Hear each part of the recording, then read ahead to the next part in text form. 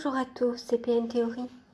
Aujourd'hui, je reviens vers vous pour rééditer une vidéo sur le phénomène pervers narcissique. Comment l'identifier et pourquoi est-ce qu'on a tant de mal à l'identifier et qu'à chaque fois qu'on pense pouvoir l'étudier, il se dérobe en fait et on n'arrive pas à le faire. Donc pourquoi ? Alors, en fait, il est difficile d'identifier la manipulation elle-même, de décrire son mode opératoire. C'est exactement comme si le phénomène se dérobait dès qu'on tente de l'étudier.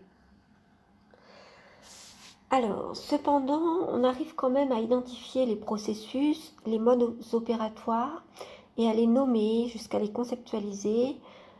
C'est ce que j'essaie de faire sur cette chaîne, comme d'autres. C'est le cas, par exemple, c'est le cas pour le gaslighting, qui s'appelle aussi décervelage, détournement cognitif. Alors, je vais expliquer en quoi le concept de gaslight ou de décervelage va nous faire avancer dans le repérage de la manipulation perverse et surtout nous permettre en fait de changer de posture, de nous défendre et puis d'éviter l'emprise. Alors pour l'instant, je vous propose de voir pourquoi ce phénomène et le profil des pervers narcissiques, des manipulateurs pervers est si difficile à étudier. Alors pourquoi la manipulation perverse se dérobe-t-elle à notre étude? Pour 3 raisons. La première raison, c'est son effet sur la pensée. Elle paralyse la pensée par la fascination et par de l'incompréhension mélangée. En fait, on est à la fois fasciné, en même temps, on ne comprend pas exactement, on est un peu dans le flou, en fait. En fait, la manipulation perverse, elle sidère celui qui n'est pas pervers. Comment se manifeste cette sidération? Alors, ça crée un malaise qui est difficile à expliquer. On reste bouche bée, on ne sait pas quoi répondre, on ne sait pas comment réagir, ça nous prend de court, en fait. Donc, on est étonné, et puis après, elle bloque la pensée. Voilà, donc l'esprit tombe dans ce phénomène qu'on appelle l'emprise. Alors, qu'est-ce que l'emprise? C'est une sorte de prison invisible qui tient notre esprit et notre cerveau sous contrôle. On se croit libre, au contraire, de penser ce que nous voulons. Mais en fait, l'emprise anesthésie la raison. C'est ce que j'appelais bloquer la pensée. On est anesthésié, c'est-à-dire qu'elle endort notre esprit et notre intelligence. C'est ce que l'on veut dire quand on dit un tel t'a endormi, etc. On est réellement comme sous hypnose. Alors la deuxième raison, c'est la mobilisation des émotions. Pensée et affectivité, donc raison et émotion, sont intimement liées, d'après l'approche psychologique. Sur ce point, vous pouvez regarder la vidéo intitulée « L'état d'esprit pervers narcissique ». La perversion narcissique, si elle bloque la pensée, mobilise aussi les émotions. Donc, vous voyez, d'un côté, vous avez les pensées, la rationalité, etc., la logique qui est bloquée, qui est sous emprise, et vous avez vos émotions qui sont au contraire mobilisées. Donc ce sont donc les émotions qui pensent, on pourrait dire, entre guillemets, à votre place, et qui vous font agir et qui vous font réagir. Donc comment est-ce que ça se passe exactement? Eh bien ça se passe par la fascination. Nous sommes fascinés par l'énigme du mal, parce qu'effectivement on se dit comment est-ce qu'on peut faire du mal, comment c'est possible. L'illusion de la toute-puissance que l'on croit percevoir de cet autre, de ce que cet autre nous donne, nous montre, ce pervers narcissique. Cette personne, en fait, on ne s'est pas encore identifié comme étant manipulateur pervers. En fait, on se dit, mais comment est-ce qu'elle peut mentir aussi impunément? C'est pas possible, et c'est ce pourquoi on se dit qu'il y a peut-être du vrai, en fait. Où est-ce qu'elle trouve cette audace? Comment est-ce qu'elle peut s'affranchir de tout scrupule et vivre sans culpabilité? D'où tire-t-elle ce que l'on pense être de la force, de l'énergie, de la combativité? D'où elle tire son répondant, sa connaissance des profils, sa confiance en lui, en elle? Donc on voit en fait que le manipulateur pervers, il apparaît d'abord pour une personne qui est empathique comme quelqu'un de spécial, d'hors du commun.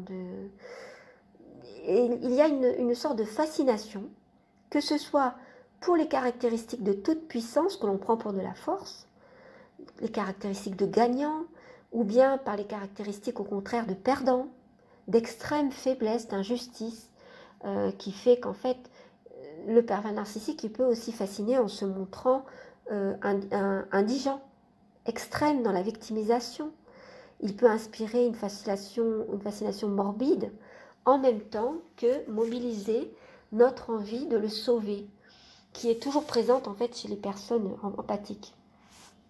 Dans ce cas, donc l'empathique est fasciné par ce piège que le manipulateur pervers brandit, c'est-à-dire le levier de la pitié, de l'empathie, la fascination pour toutes les épreuves que le manipulateur dira qu'il a subies.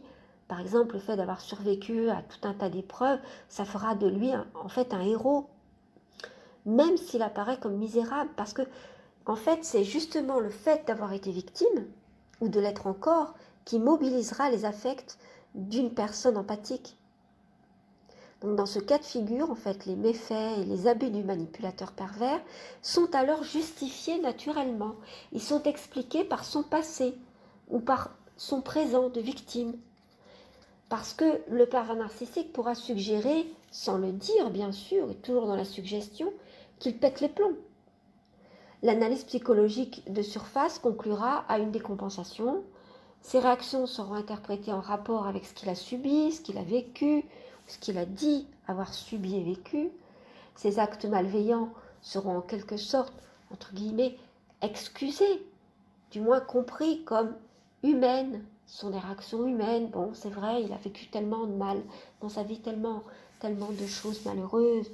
Donc le profil victime, en fait, des manipulateurs pervers réussit donc à faire passer sa perversion pour des réactions presque normales. Du moins, des réactions qui prennent sens pour la plupart des gens empathiques. Et il le sait très bien. Il en joue. Alors il est à noter quand même que la plupart des vraies victimes ne cherchent pas à profiter de ce statut lorsqu'elles sont réellement victimes. La plupart, comme expliqué dans la vidéo sur la différence entre la vraie et la fausse victime, ne cherchent pas à se venger. Du moins, leur désir de vengeance ne dure pas. Au contraire, elles cherchent à comprendre. Donc il est important de voir que le manipulateur pervers, en fait, il fascine par l'extrême. Le côté hors du commun, que ce soit dans l'injustice, la victimisation, soit dans la force et dans la confiance en lui. Alors, on en arrive à la troisième raison pour laquelle la manipulation perverse se dérobe à notre étude, c'est celle du sens. En effet, du point de vue du sens, c'est tout aussi nébuleux. Une personne plutôt empathique n'arrive pas à comprendre les motivations de la manipulation perverse, quand bien même elle les découvre, parce que c'est impensable pour elle qu'un être humain puisse choisir délibérément de faire du mal. Il lui semble que la caractéristique de l'être humain, c'est justement de se montrer humain. C'est-à-dire, elle veut dire par là bienveillant, empathique, compassionnel. Et cette croyance l'empêche d'identifier la manipulation perverse au départ. Elle se dit, c'est pas possible, ça ne peut pas exister. Et c'est encore cette croyance qui l'empêche d'admettre qu'elle en est ou qu'elle en a été victime. Et c'est encore cette croyance qui lui fait croire qu'un manipulateur pervers peut changer. Dès lors qu'il aura un déclic, une prise de conscience, qu'il comprendra à quel point il a fait du mal. Évidemment, on a tout faux quand on est dans cette croyance. Alors, comprendre, admettre et accepter que la perversion existe en tant qu'état d'esprit, c'est-à-dire qu'il ne s'agit pas en fait d'un dysfonctionnement psychique ponctuel, d'une erreur de comportement, bref, que la perversion constitue la norme pour ces personnes, c'est un cap difficile à franchir pour les personnes empathiques. Heureusement, pour l'instant, l'esprit empathique, c'est celui qui prévaut dans la culture humaine. Mais c'est bien à cause de ces trois raisons. Premièrement, la difficulté à identifier la manipulation perverse, tant on est dans le flou, dans la confusion, et c'est ce que cherche le pervers narcissique, le piège émotionnel de la fascination, et puis l'incapacité de comprendre l'attrait pour le mal d'un être humain, que ce phénomène peine à être étudié, souvent par les personnes empathiques, et donc à pouvoir être combattu vraiment efficacement, parce que tant qu'on ne peut pas l'étudier, on ne peut pas le combattre. Voilà, j'ai terminé cette vidéo, remis au goût du jour avec la voix humaine.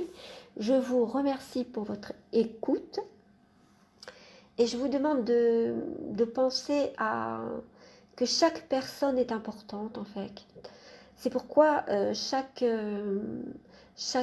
commentaire dans les vidéos est important pour moi. Chaque vue, chaque partage éclaire les autres. Vous-même, vous éclairez les autres aussi par ce que vous dites. Donc, je vous invite à être responsable de vos commentaires, c'est-à-dire à faire bien attention à ce que vous dites. Parce qu'on peut effectivement décourager les autres par certaines de nos paroles, etc. Pour des personnes, par exemple, qui découvrent la perversion, qui sont extrêmement choquées, il faut effectivement, c'est normal d'être indigné, mais il faut toujours donner des portes de sortie aux personnes qui sont victimes comme vous, qui l'ont été, et qui ont besoin d'avoir un espoir. Donc, vous pouvez regarder la vidéo que j'ai faite sur le besoin de sortir de l'illusion, mais de garder l'espoir. Au contraire de sortir de cette illusion et d'être au contraire un esprit éveillé qui puisse voir la réalité telle qu'elle est. Donc chaque avancée, c'est comme un relais qui trouve chez les autres des perspectives qui les font avancer en retour. Et c'est comme ça que la connaissance circule tout en se construisant. Voilà, je vous remercie pour votre écoute. Merci encore. À bientôt pour une prochaine et d'ici là, prenez soin de vous.